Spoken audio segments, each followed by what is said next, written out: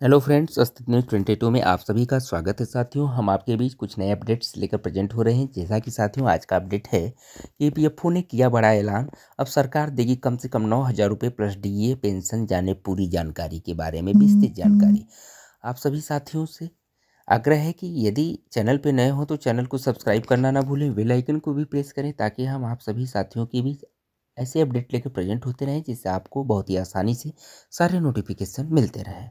तो चलिए साथियों, हम अपडेट पे आगे बढ़ते हैं। विस्तृत जानकारी आप सभी साथी तक साझा करते हैं। कृपया आप सभी साथी ध्यानपूर्वक सुनने का प्रयास करें। तो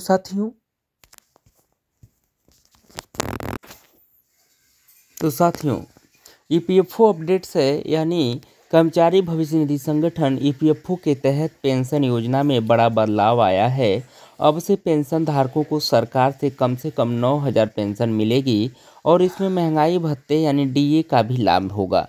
साथियों, यह बदलाव उन लाखों कर्मचारियों के लिए बहुत महत्वपूर्ण है जो ईपीएफओ पेंशन योजना में भागीदार हैं और अपने रिटायरमेंट के बाद एक स्थिर आय की उम्मीद रखते हैं। तो इस नए नियम के लागू होने से पेंशन की राशि में बढ़ोतरी होगी, जिससे बुजुर्गों को अधिक आर्थिक मदद मिलेगी। तो आइए जानते हैं इस बदलाव की पूरी जानकारी के बारे में। तो साथियों, ईपीएफओ अपडेट्स पेंशन योजना में क्या नया बदलाव क्या है? तो हम अब तक ईपीएफओ पेंशन योजना के तहत कर्मचारियों को पेंशन की राशि कम मिलती थी, जो कई बार उनके जीवन यापन के लिए साथियों पर्याप्त नहीं होती थी। तो इस नए नियम के लागू होने से पेंशन धारकों की मासिक पेंशन में बढ़ोतरी होगी। आइए जानें इस नए नियम के प्रमुख बिंदुओं को। जैसे हम पेंशन राशि में बढ़ोतरी इस बिंदु पे बात करते हैं, तो साथियों जैसे नंबर 1 है कि नई पेंशन राशि। ईपीएफओ के तहत अब पेंशन धारकों को कम से कम 9,000 रुपये पेंशन मिलेगी। इस राशि में महंगाई भत्ते यानी डीए को भी जोड़ा जाएगा, जो पेंशन की राशि को और बढ़ाएगा। फिर बात करते हैं महंगाई भत्ता डीए की। साथियों, पेंशन में महंगाई भत्ते का जोड़ पेंशन धारकों को उनके जीवन यापन में मदद करेगा, क्योंकि महंगाई के चलते आमदनी में कमी आ रही थी और डीए का निर्धारण सरकार के द्वारा 6 महीने में किया जाएगा। फिर हम बात करते हैं कि ईपीएफओ अपडेट यानी ईपीएफओ पेंशन का लाभ कौन उठा सकता है।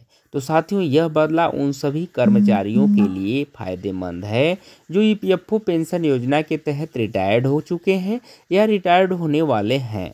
खास तौर पर उन कर्मचारियों के लिए अच्छी खबर है जिनकी पेंशन राशि 9,000 से कम थी। अब उन्हें बढ़ी हुई पेंशन मिलेगी, जिससे उनका जीवन बेहतर होगा। फिर बात करते हैं ईपीएफओ पेंशन योजना के प्रमुख फायदों की। तो साथियों, जैसे नंबर 1 है आर्थिक सुरक्षा। यह पेंशन योजना रिटायरमेंट के बाद कर्मचारियों को एक स्थिर आय प्रदान करती है, जो उनके जीवन यापन में मददगार साबित होती है। दूसरा पॉइंट है महंगाई भत्ते का लाभ, यानी साथियों डीए की बढ़ोतरी पेंशन की राशि को बढ़ाती है, जिससे पेंशन धारकों को महंगाई से राहत मिलती है। फिर हम बात करते हैं सरकारी गारंटी, यानी साथियों ईपीएफओ पेंशन सरकार द्वारा गारंटी प्राप्त है, जिससे पेंशन धारकों को भविष्य में पेंशन मिलने में कोई समस्या नहीं होगी।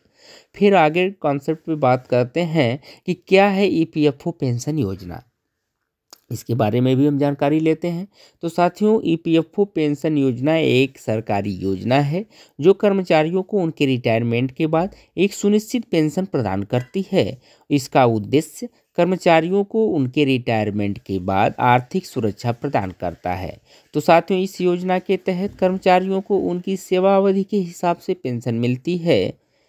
इसके अलावा पेंशन धारकों को कुछ अन्य सुविधाएं भी मिलती है, जैसे परिवार पेंशन, विकलांगता पेंशन आदि आदि।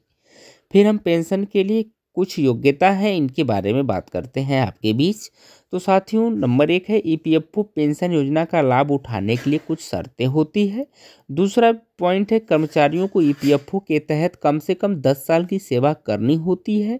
तीसरा पॉइंट है कर्मचारी की आयु 58 वर्ष से अधिक नहीं होनी चाहिए।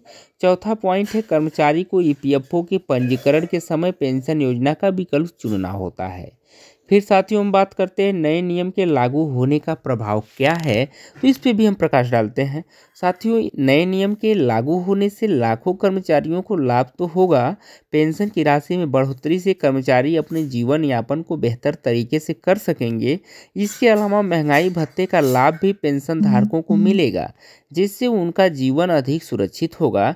सरकार का यह कदम बुजुर्गों के लिए राहत का कारण बनेगा, साथियों खासकर उन कर्मचारियों के लिए जिनकी पेंशन राशि पहले से कम थी। तो फिर हम बात करते हैं कि ईपीएफओ पेंशन योजना में क्या बदलाव हुए हैं। तो साथियों इस नए नियम के तहत ईपीएफओ पेंशन योजना में कुछ महत्वपूर्ण बदलाव किए गए हैं। जैसे नंबर 1 है न्यूनतम पेंशन की राशि, यानी साथियों अब सभी पेंशन धारकों को कम से कम 9,000 रुपये की पेंशन मिलेगी। इससे पेंशन धारकों को बढ़ी हुई मासिक आय मिलेगी। फिर दूसरे पॉइंट की बात करते हैं कि महंगाई भत्ते का लाभ, यानी साथियों पेंशन राशि में महंगाई भत्ते जो कि डीए को जोड़ जाएगा। यह महंगाई के बढ़ते प्रभाव को देखते हुए किया गया है। तीसरा है पेंशन की समीक्षा। साथियों पेंशन धारकों की पेंशन राशि की समीक्षा हर साल की जाएगी और आवश्यकता अनुसार वृद्धि की जाएगी। फिर हम चौथे पॉइंट की बात करते हैं अधिकतम पेंशन सीमा, यानी साथियों पेंशन की अधिकतम सीमा को भी बढ़ाया जाएगा, जिससे पेंशन धारकों को ज़्यादा वित्तीय सुरक्षा मिलेगी। फिर आगे है पेंशन धारकों को मिलेगा राहत। तो साथियों इस बदलाव से उन कर्मचारियों को खास तौर पर राहत मिलेगी जिनकी पेंशन राशि बहुत कम थी।